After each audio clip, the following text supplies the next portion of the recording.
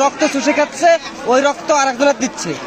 একটা দফা দিচ্ছে, খুবই ইজি দফা, ইচ্ছা করলেই মাইনে নিতে পারে। আমার টাকায় চলে, সবাই আমার টাকায় চলে, আমার গায়ে কেন তোমরা আঘাত করতে পারো?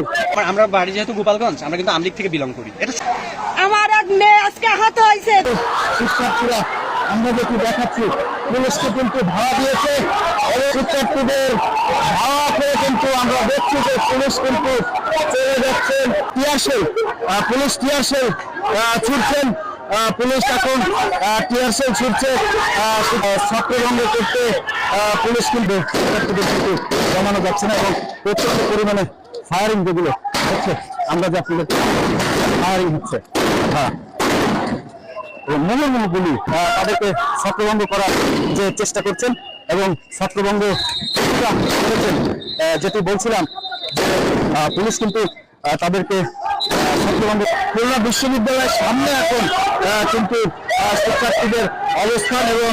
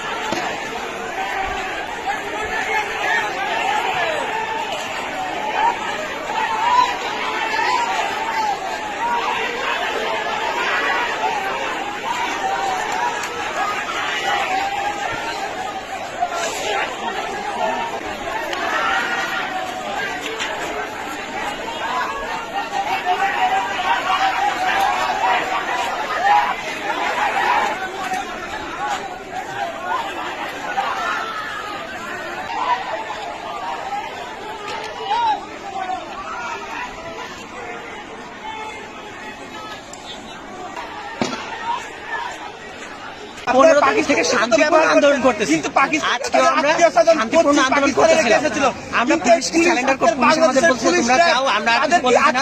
পুলিশকে আমরা ছেড়ে দিয়ে জমিনের ভিতর রয়েছে, খুঁজে বের করা হবে।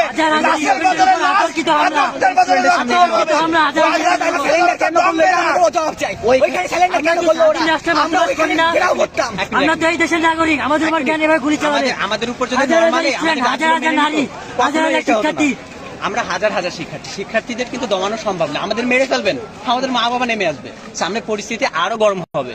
মাত্র 9টা দফা দিচ্ছে, খুবই ইজি দফা, ইচ্ছা করলেই মাইনে নিতে পারে। এটা কোনো কঠিন কিছু না।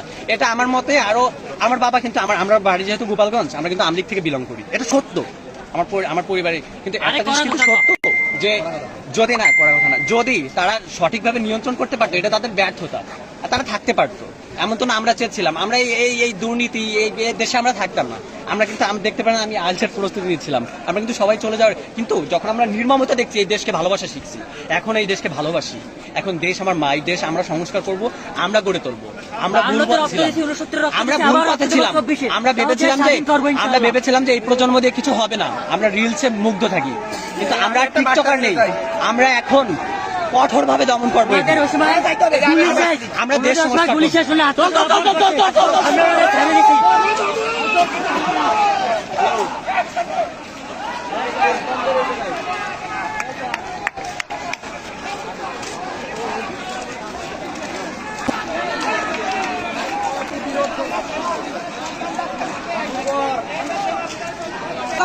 পাল্লা মারি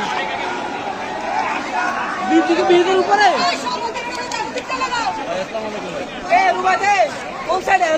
কমলমণি শিশুদের প্রতি যেভাবে গুলি চালাচ্ছে আমি একজন মা হিসাবে ঘরে থাকতে পারলাম না, মাঠে নামে চলে আসছি। আর আমরা এই সরকারকে পদত্যাগ করতে চাই, পতন চাই। আমি এই সরকারের পতন চাই, খুনি হাসিনার পতন চাই। আমার ভাইয়ের রক্ত বৃথা যেতে দেবো না, সাইদের বুকের রক্ত আমরা বৃথা যেতে দেবো না। আমার এক মেয়ে আজকে আহত হয়েছে, তার বিচার চাই, বিচার চাই।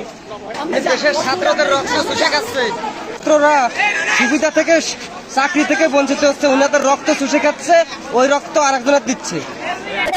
আমরা দেখেছি বেশ কয়েকজন শিক্ষার্থীকে কিন্তু চিকিৎসার জন্য নিয়ে যাওয়া হয়েছে। কালকে করছে বেতন নেবে আমার টাকায়, কালকে বসে আমার টাকায় বেতন নেবা, তোমার লজ্জা লাগে দরকার ভাই?